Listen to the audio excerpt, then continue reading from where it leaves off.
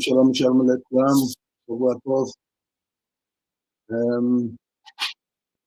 This is Rabbi Ophira said. I've been on a vacation. It was a vacation with some challenges. I had some melodies of the world. Maybe I neglected my Torah study because the Torah requires us to study Torah day and night. Maybe there's a part of it or some aspect of it I have neglected. So I was also deprived the power speech, but Baruch Hashem is returning. So my sincere apology that I do not sound the same way I used to sound. Well, then for you, if you see my voice is faint, please do not hesitate to clarify some point or some aspect that we are going to discuss about today. We will be able to clarify it at the other time.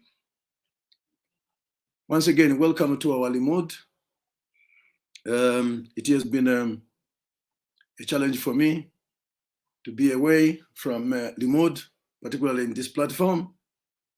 But Baruch Hashem granted me another time to continue our limud as usual. That time is now, okay. So I'm always going to go beyond the allocated time. So we started with halakha. Rabbi Yishai led us through time, or this 3 or 2 weeks, on halachot according to Ben Shchai, particularly under the Parashat Vayera. We continue where he left off. He left it at halakha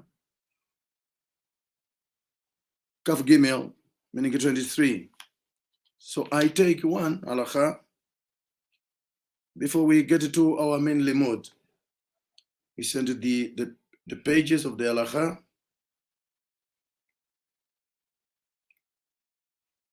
For the benefit of those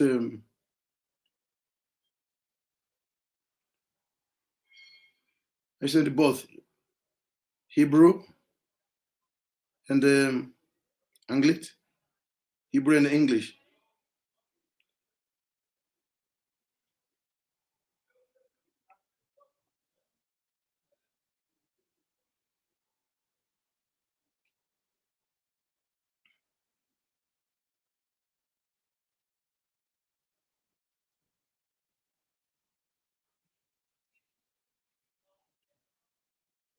Well and good.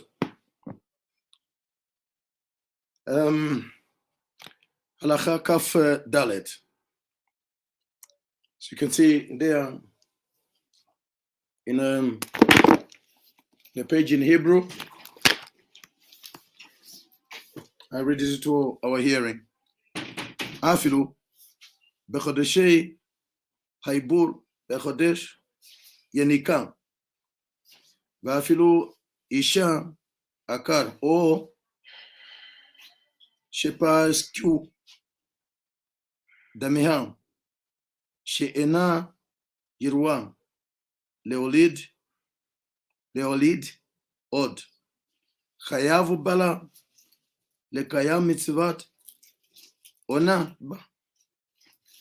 ואפילו שהוא חכם ויסיד וחסיד, אינו רשאי לבטל ממנה מצוות עונה, ועל החושב בשאלותו תהיה לבטלה. Maybe I should end here for now. See what Ben Chai say. This very specific halakha, you pay attention to it. This is describing the status of our world, particularly when it comes either domestic or in every culture. This halakha speaks to the core of our existence. We will see how. We'll see how. Because of the situation where we find ourselves, all the world brought us into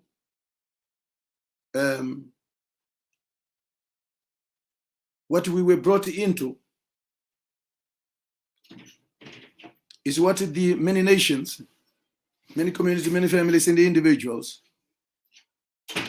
see it as the norm, the acceptable norm. The acceptable norm. But the halakha, by implication, he says, no, that's not the case. Let's see the translation, the best of our ability. A husband must fulfill his marital duties,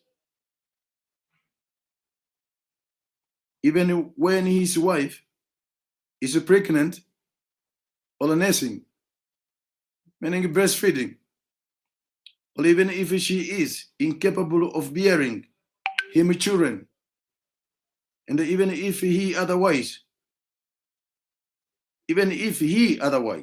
observes stringent, pious, personally restrictive practices. They explain this. But let's take information. I will explain later. One should not assume that the intercourse in such circumstances is tantamount to wasting the semen, meaning the seed. Because even then, it has a spiritual effect. How so? Halakha continues in Hebrew. Ela, rather, באמת, גם בעילות, אלו עושים פרי למעלה, ונולדו מהם נשמות. וכמפרש בדברי רבינו פרי הקדוש ז"ל, בשאר טעמי המצוות, וזה לשונו. Let me just rather finish the idea of the halakha, the flow of the halakha. אבותינו אברהם, יצחק ויעקב, הגם כי היו נשותיהם עקרות, לא היו נמנעים מן הזיווג, והיו מכווינים אל הזיווג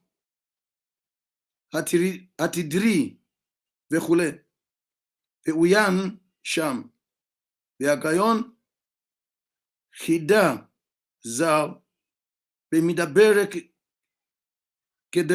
קדמות, הביא מן הזוהר הקדוש בכתב יד, וזה לשונו. אמר רבי שמעון, לעולם יקיים אדם מצוות עונה בזוגתו לשם שמיים, שכל אותם וכולי, אף שהיא הקראה וזקנה אינם הולכים לאיבוד, אלא הקדוש ברוך הוא מצווה למלאכה המעונה שישמרם לעתיד לבוא, ויהיה לכל אחד גוף, ויהיו לו בנים רבים וכולי. The translation here, the translation that you have in front of you, did not mention the name of the three patriarchs mentioned. The translation normally does not give the details. It gives only the picture. And we see. We'll see, best of Hashem. One should not assume that that intercourse in such circumstances is tantamount to wasting the sermon. We have said that because even then it has a spiritual effect, and the souls are created as a result. It's happened to the patriarchs, Abraham, Yitzchak, and Jacob, who is wise, were all barren, but who did not avoid their responsibilities. Ben Ishchai is quoting Shaar Ta'amei HaMitzvot. These are the works of Ari HaKadosh, our master. And he quoted also the Gaon Echida, Zal, also cite in Avodah HaKodesh, a manuscript of the Zohar. Rabbi Shimon said, one should continue to fulfill one's marital obligations toward his wife with a pure intention, not out of pleasure, with a pure intention towards one's wife.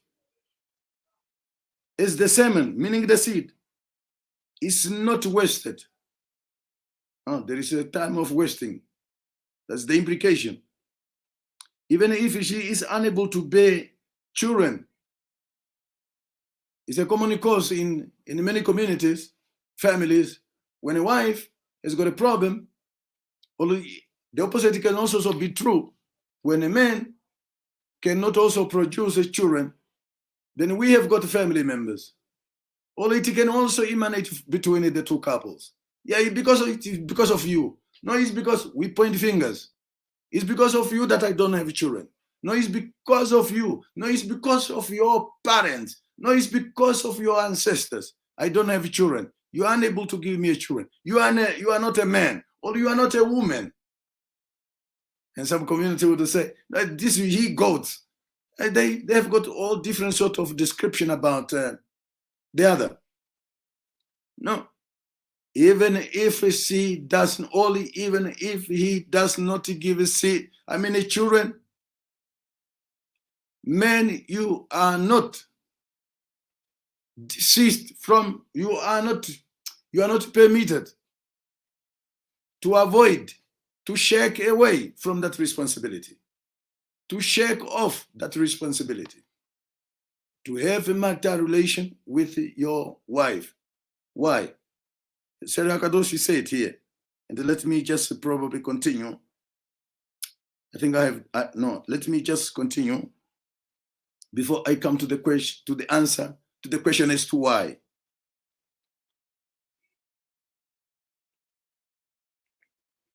God instruct the angel which monitors this subject. What a subject of being barren, of not being able to father kids, to monitor this subject, to preserve the semen for the future, when every drop will become clothed in a body, and they will be considered as one of as one's children. How so? Somewhere there, I just forgot the Masechet.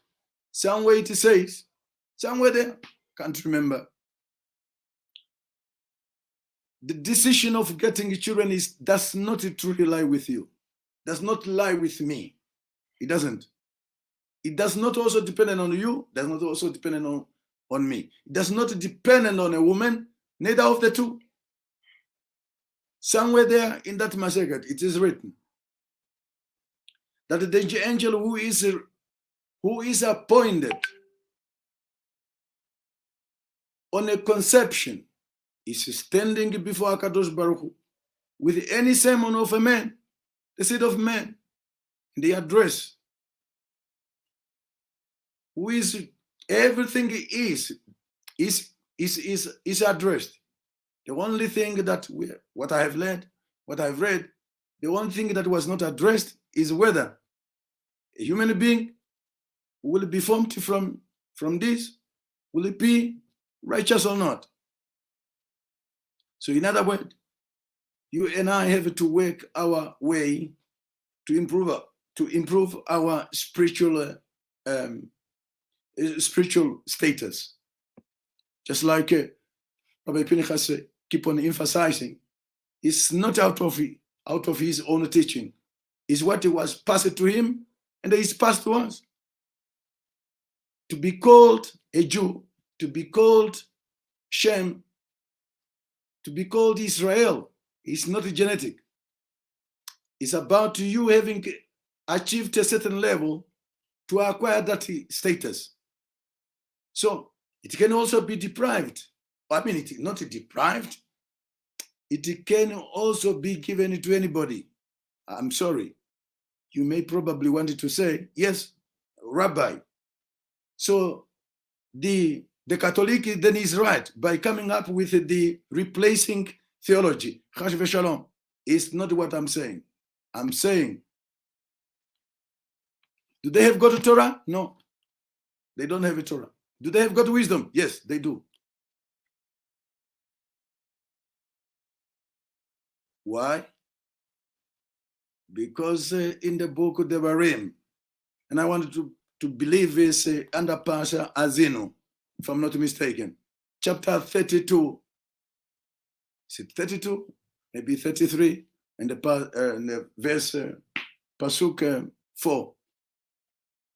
The Torah is for the congregation of the house of Yaakov. And we have been saying too, we are bandus.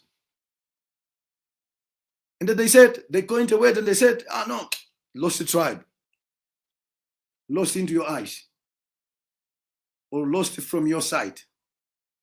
But is it lost from the Akadosh Baruch Hu point of view? Certainly not.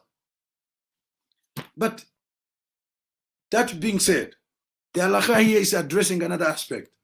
I brought that aspect into the topic.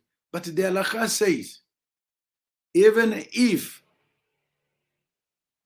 your wife is pregnant, your wife is nursing, your wife is unable to bear you kids, to give you children, you are not allowed to desist from, you are not allowed to shake off the responsibility of marital relations. Why? Because the world made us to look at this reality, and they define this reality that is all there is. You have got you breathe, you have got an oxygen, you have got a body, and that is it. When you die, finish. That is how the world has conditioned us. But speaking from the Torah perspective, because we are all speaking from Torah. I speak from the Torah all the time. The Torah that did not give us that idea, that you are just a mass of blood and water, and that breath, always trying to escape and coming back and so forth and so, this exchange. It's not only about that. The Torah give us that this thing called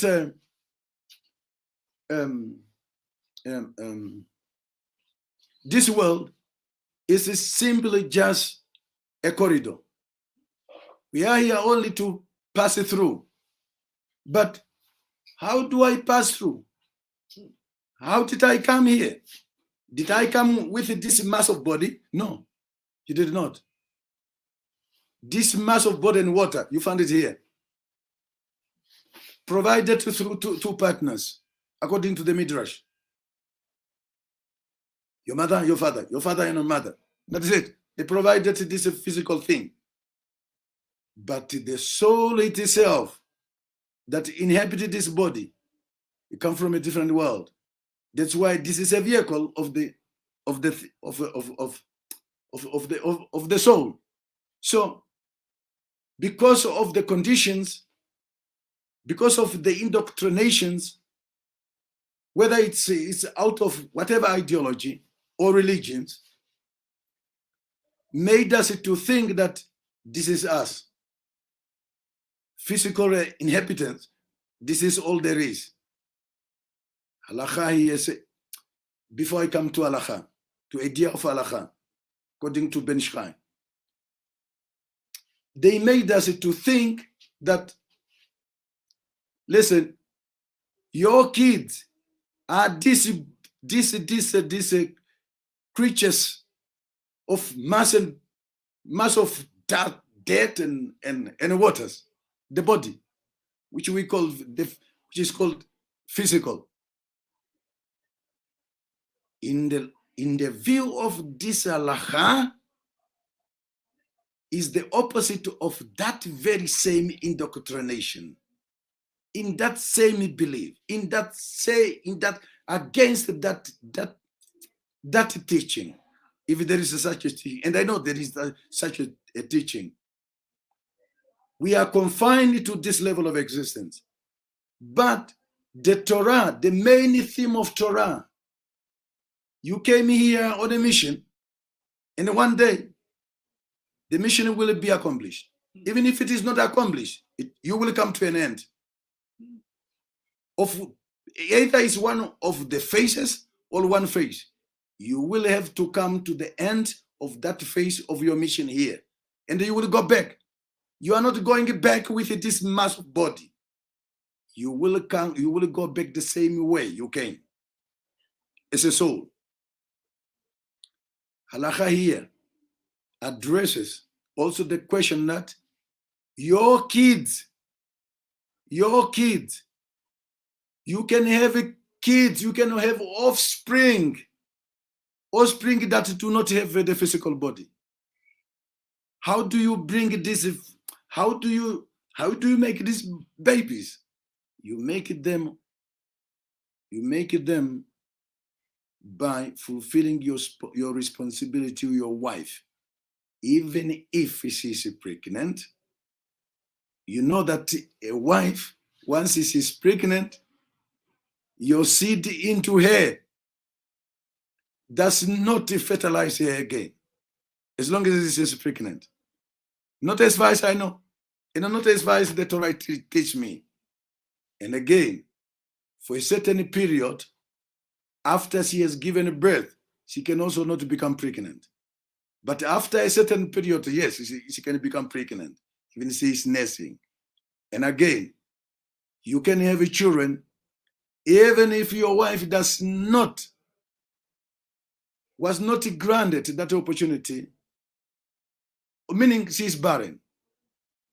You can, that conduct of just going into marital relationship with her, you are creating neshamot, meaning souls. And as a matter of fact, there is a midrash that says, all the while that all these patriots mentioned, they have been going out, or meaning have a relationship with their wives. They created neshamot in the spiritual world. And the sum of this neshamot are convert. I could be probably the one of those who have been created in those relationships. So, dear friend, let me end with this halakha on one note. If it is that the case, let's look at the opposite. If it is that the case, how much more when you go according to the mainstream of a society, the fabric of society, that using, for example, using condom or going out with another man? What if you are going the opposite way? Will you produce children? What will you produce? We have it in our books that even if your seed goes to the waters, they will become fish one day. The fish that we eat, whether it's in the river or it's in the ocean, certainly many of those fishes are a result of your sperm, of your seed. Nothing goes to waste. Remember, nothing goes for waste. Again, let's come back. What about the condom? We use protections. Use what? Hey, most of the problems we encounter in this level or in your trajectory journey is a result of that. How do I know? Because the tibukim, the demons, are created through the waste of seed. It's not what we are saying. It's written. So be careful to use this thing. The problem is that we have got desires, the so-called human desires. And when you look at those desires, it's not, they are many made desires. Either this is through food, this is through drinking, all these entertainments, they are there to play into your subconscious. They are there to work into your psyche. They are there to work in your mind to create what is this, Rabbi Ishai? Dimion. Dimion. Dimion. Yes. Dimion. Images. Images. The societies are sold things that are truly not according to Kedusha. Yesterday, and I wanted to end this halakha with that. Yesterday, we had just a limud by my Rosh Yeshiva, my master, Rabbi Pinchas. In one of the books, I will not tell you the rest, because some of those things we are not allowed to teach. We keep them to ourselves and to our only trusted students. I don't mean we don't trust you. No, it's not. The one who shows a commitment to take the tradition, not the one who just, okay, I got this information and I go and beat everybody. Well, I'm going to show everybody that I'm a learned person. The moment you come to the point of I'm a learned person, you are done. You are no more anybody. We are not claiming that we understand. We are only giving you what is written. Whether it's about understanding, it's according to HaKadosh Baruch Hu. And we don't prepare our mood. That is how we are taught. We were taught not to prepare in advance our mood. Why? Because when you prepare with a gava. There is an aspect of gava. I'm going to tell them, who are you? Who are you to tell me? Who are you to tell to have it that I'm going to tell them? Who is telling you to? So, dear friend, the fact that we live in a very complicated world, what we have learned yesterday is that there are forces, and that these forces do not call it, no, it's Satan, and Satan, what? As we see it in a religion. I will come to that point in our main limud. Dear friends, Chaverim, it's okay, it's all well, Baruch Hashem. Our world is so inundated with the forces who do not want you to elevate yourself. And they create all sort of sins, Averot. All sort of sins. From your clothing, from the images that they create, from the food, from the drinking, whether it's just water. They contaminate water knowing that they want to keep you exactly at that level. And this level with the time, will become acceptable, or becomes as a norm, acceptable by the society. Who told you that is society, or your ideas about society is good? Who says that? If it is not according to the Torah, rest be assured, you're out.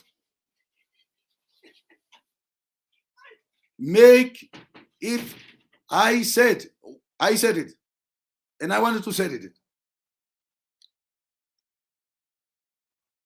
If your desire requires you to have more than one wife, so do it. Make it official. Not to corner here and there. No, make it official. Maybe your desire will be addressed. But if you are jumping here and there like an animal, even animals have got the times. Remember that you are under a sway of something. Calm down, search, inquire where to find the Torah, those who have got the Torah knowledge here and there to guide you how to go about certain things, either personal challenges or the challenges you have. Either it's in your relationship. But be careful. Do not waste seed. And be careful. Do not label anybody, your partner, that he is the one, or he is the one of your inability to give children. No. Heaven gives children. And even if heaven does not give you children that you can take this and take that. No. There are children that you are making. You are making in a spiritual world through when you come into marital relationship with your partner. Dear friend, we end here with Halacha Kaf Dalet. We go to our main limud. We go to our main limud, which I want to start with. Pirkei Avos. Pirkei Avos is one of the tractates of Mishnah.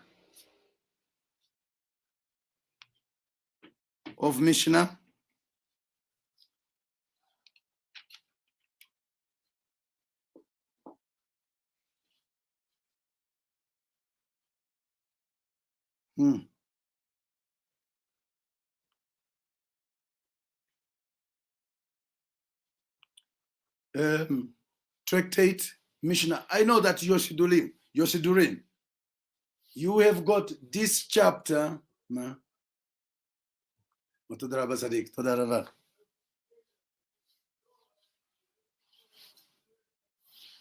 Yosidurim or Yosidur has got this tractate of Mishnah called Pirkei Avos, the ethics of the fathers. I'm opening my main limud with the Mishnah. Chapter 4, Pirkei Avos, chapter 4. In the Mishnah 3, it reads as follows. I read it in Hebrew. Who is saying that? I wanted to believe it's a Rabbi Ben Azai.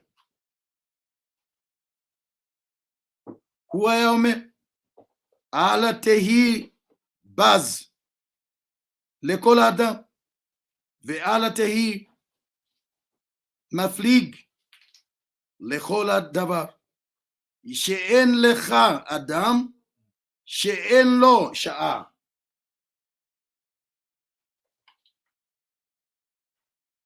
ואין לך דבר שאין לו מקום.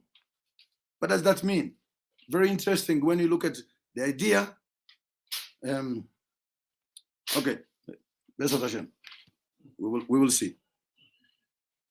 He used to say, the Mishnah is quoting one of the Tanaim. And I wanted to believe that is the one that was mentioned before. Ben Azai.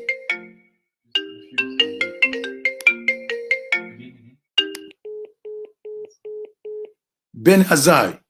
You can click on This one on? Okay. תודה רבה, צדיק. Okay, בסדר. Just in open, huh? Yeah. Okay, Baruch Hashem. תודה רבה, צדיק. Good that you were near. The translation is rendered as follows. He used to say, do not be scornful of anybody, of any person. Meaning, don't take advantage, don't disrespect, don't devalue anybody. And do not disdainful of anything. Meaning, do not deprecate anything in life. For you have no person without his hour. And then nothing without its place. Why did I introduce my limud with this specific pasuk from the Pirkei Avos, the ethics of the fathers? Rabbi Pinchas, my master, just ended his limud this morning, and he said, do not be hateful to anybody, because what was created, who can uncreate it? Who can reverse that order? None. Everything was created for a purpose. One guy from I wanted to believe he's from Nigeria. I was watching a documentary, and he said, this is what he said, and I quote, everything, I beg your pardon me. He said, everything that you cannot change, learn to live with it. End of quote. Anything that you cannot change, learn to live with it. What does that mean? He used the word can. What does that mean?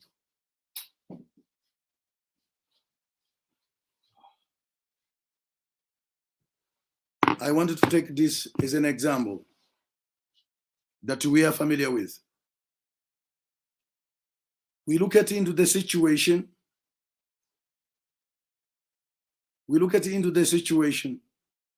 A situation of a particular person. And then we said, what good will it come from him? Is it truly him can achieve that? No, this is the person I know. It's a wasting of time even to ask you for advice. He is not at our level. She is not a person or the family line I can marry to, because they are not true. They are not well to do. These are not the men that I'm looking for. I need money. Oh my God.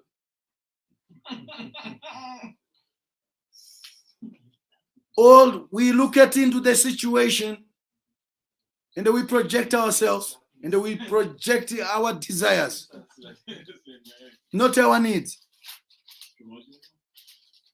We look at into situation and we pass judgment.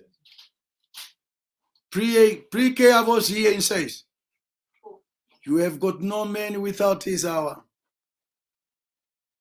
And everything here has got its place. Whether it meets your approval, your personal approval, or your cultural approval, or not, it's not yours. It has got a purpose why it is there. You look at it, for example, a certain community is poor. Only you look at one person is poor, is not at your level. Even when you speak to him, you are just like you are like a cat. You change your voice when you speak to this person. You change your face when you talk to this person. Who says, yeah, you look down, you look at them down. Who says that? What if you are seeing a seed of Abraham that he has made when he had a relationship with his wife, but the wife did not give children. And one of those kids was privileged to come and take the body. And that body, that soul was privileged to be born into an well-to-do family. What if? And these are the people you said, what value do they really have? What value? Stop being hateful, stop judging. Because they are not here for you. What? Maybe they are here for you. What if it is in their merit that you are here? What if it is in their merit to have what you have? What if? Things that we cannot change, we must learn to live by them, even without passing judgment. It's not, you were not consulted for them to come into being. I was not consulted for them to be here. It's not by my approval that they are here. They are here in the same way I'm here. They came in the same way, and they shall return the same way I shall return. Let's go to our mini limit, and we end there. We just read a few lines according to Ari Kadosh. I sent the page.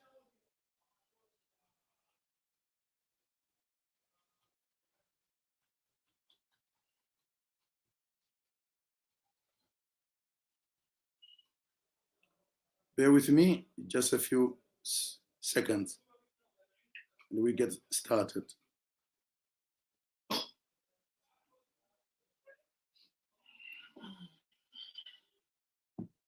Let's talk about the trajectory of life. We just learned, do not be disdainful for anything. Why? Because everything has got its place. You did not create that place, but Akadosh Baruch Hu created the place for that thing. It is not a mistake that it's there. It was created, even if it is just to last for a second. All it meant to last for 1,000 years. It was meant to be there. The trajectory of your journey, my journey, is not by mistake. It's not by accident. It was meant to be. I want to a little bit give a brief about the word I have used, trajectory.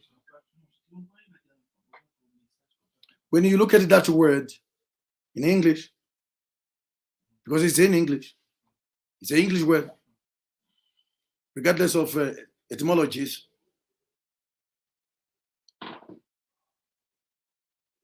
you realize that according to Pre-Avos, against your will, you were born. Against your will, you live. Against your will, you shall die.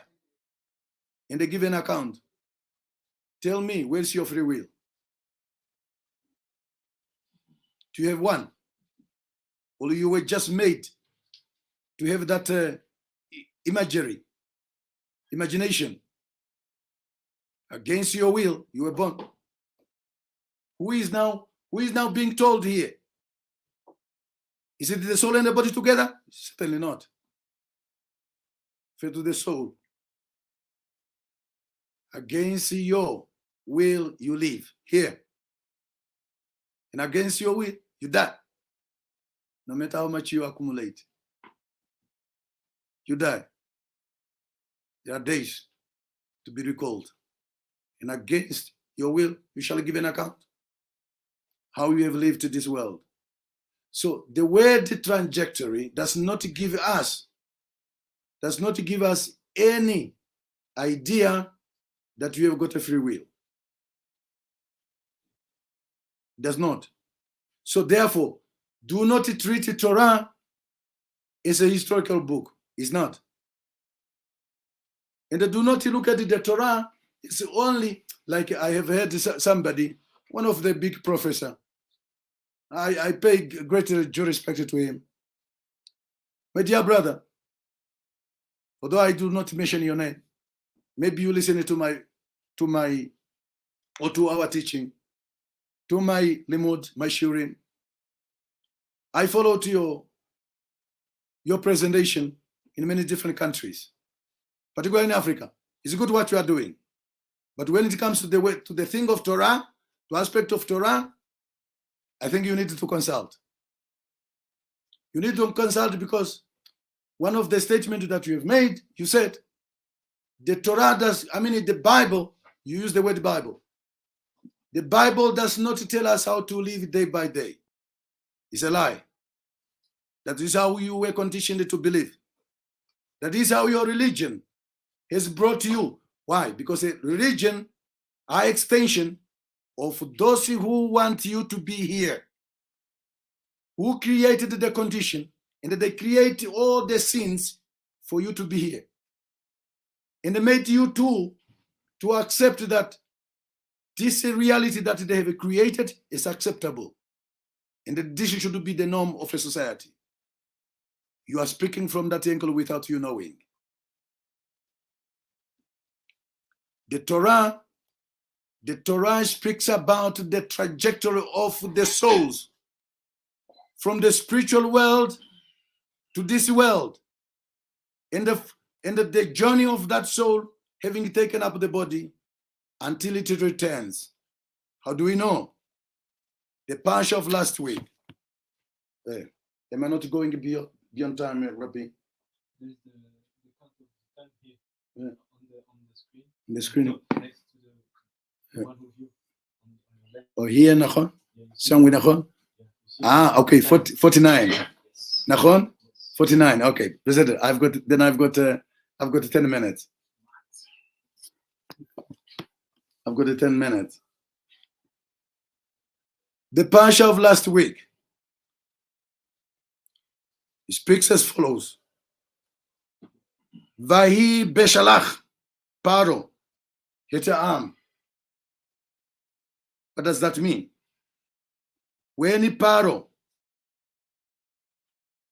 sent the people forth, here it says Am, meaning the nation. Who is this nation being referred to here? Let's see what Riakadosh is saying. On that very pasuk, as a matter of fact, when you look at the word Beshalakh, and turn them into Gamacho value, let's look at the Gamacho value quickly. If I don't remove the first letter, the prefix, bet, okay, Beshalakh,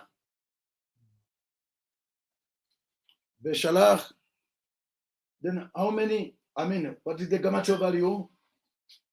to 338. Sorry. If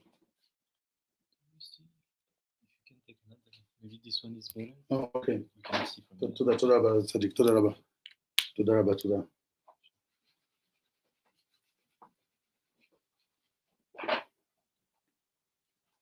תודה רבה. בשלח, נכון? Oh, yes. Beshalakh. When you turn this into Gabacho value, so we find that it's 340. What is this 340 mean? We can turn it also the same Gabacho value into letters to mean Sham. Sham. What is the word Sham? It can also mean, depends on what vowel it goes with. Sham, it can mean, it could mean there. Or it can mean the name, Shem. But the figure, 300, we find that when the Mabul started, until at the time of dispersion, there was a span of 340. Which one is being referred to? And what is the connection of this, of what I have said, of what I have added to the Parashat Beshalakh? Remember, it's about the trajectory of the soul. Ariakadosh, and we will continue Besat Hashem with the same theme tomorrow. Yeah, 7 minutes left. Dirash, Na'aminyan, Yetzati Mitzrayim, Shehu Remez Shel Yetziat Haneshama Min Haguf. Wow. Okay. Basically, what it says, the following is a pleasing. Okay, meaning this is the reason. This is the inyan. Inyan could be the reason or the subject. I know. Yeah, can Torah Rabba. The inyan, yes. Okay, I've said it. The following is a pleasing. The interpretation, the metanachon, Torah Rabba, of the Exodus, meaning Yetziat Mitzrayim, the going out from Mitzrayim, going out by who? By Am Israel, the nation of Israel, from Egypt. Ariakadosh says, this is an allusion to the departure of the soul from the body. Wow. I have learned from my master Rabbi Pinchas. When it comes to places, when it comes to names, be careful that you are not dealing with the really thing that you think, that you just imagine in your mind. You are dealing with the code, the secret of the Torah. I read the last one, and we call it off for today.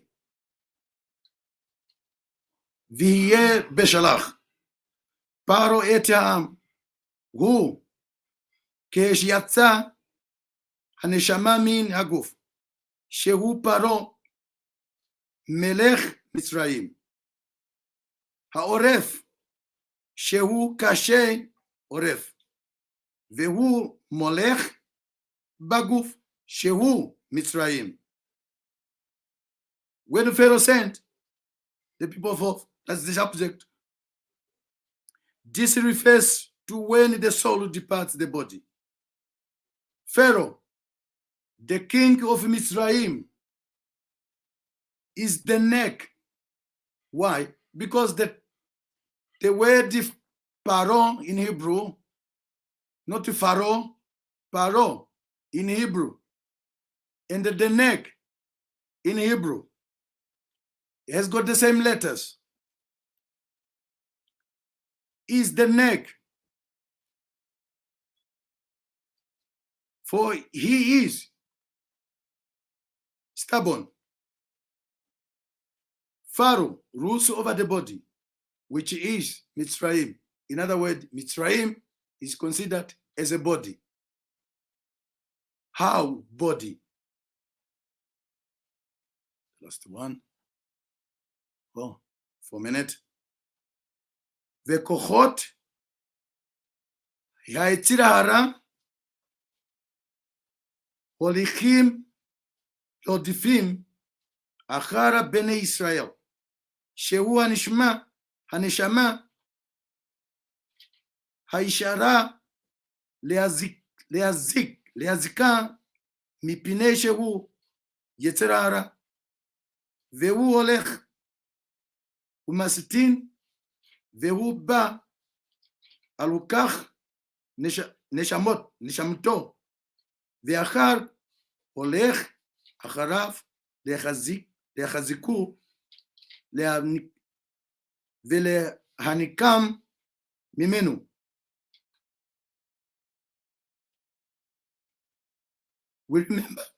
We remember that Hashem, HaKadosh Baruch Hu, hardened the heart of Pharaoh. You remember what we have said? We will continue Bezrat Hashem with this part tomorrow with this particular passage. Remember,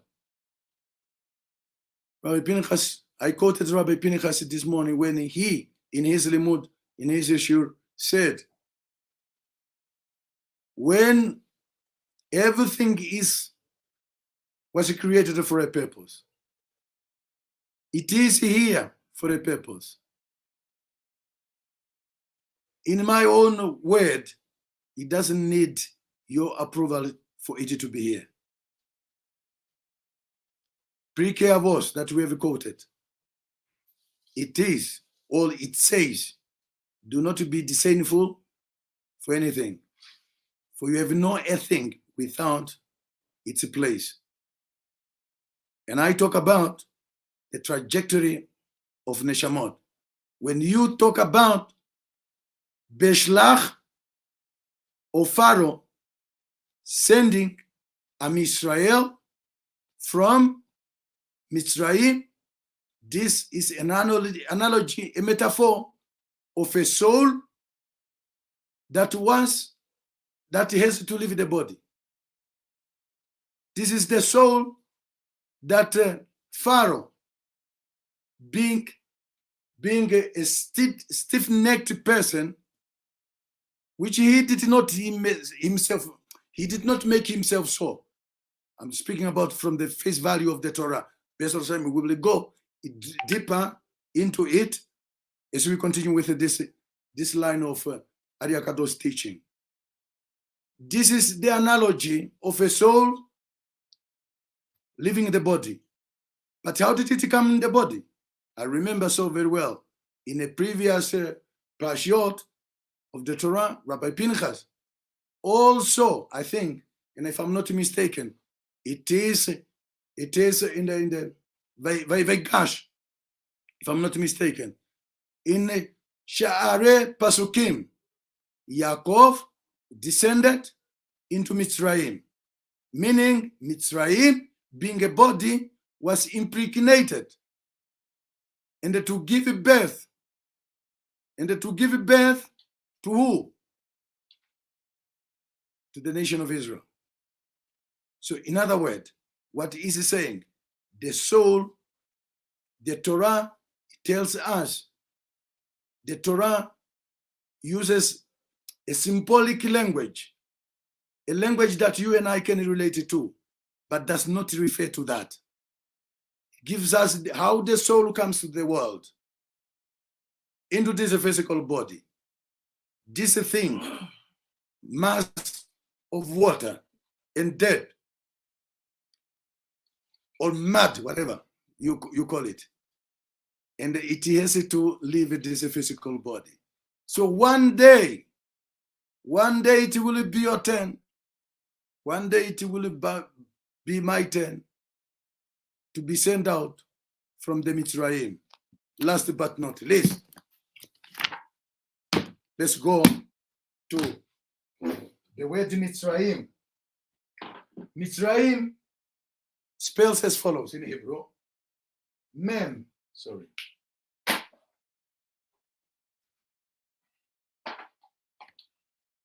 Mem, Tzadi, Resh, Yud, Mem Shofit. When you look at this Gematria value, it's a 308. It's a very, very interesting number. And we use Gematria value to understand the deeper meaning. But the number itself have got also a secret too. It's not the subject of today.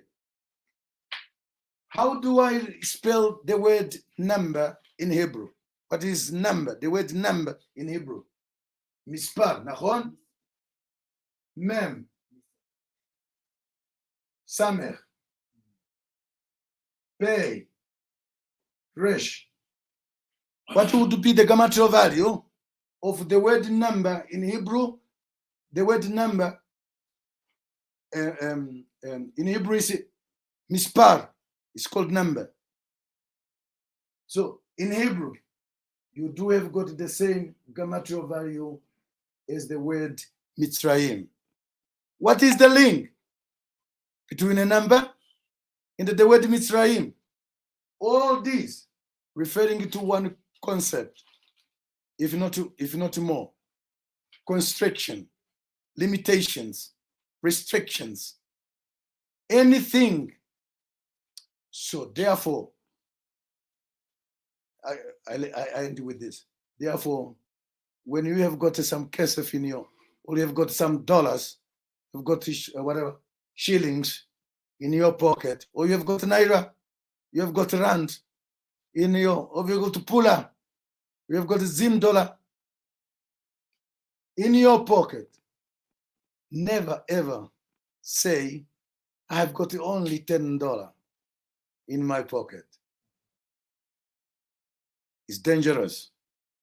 Why? Because you are putting yourself under limitation. And that limitation is a klipa. You have to be careful that in your language, when you speak all the time, be careful about numbers. Thank you very much, Sister Dikim, for having afforded me time to share with you. Hope to journey with you again tomorrow. Best of Hashem. Thank you for affording me this platform to share with you. I wish you Yom Tov, and hope to join you again tomorrow. Best of Hashem. Baruch Adonai Leolam. Amen ve'amen. Back to you.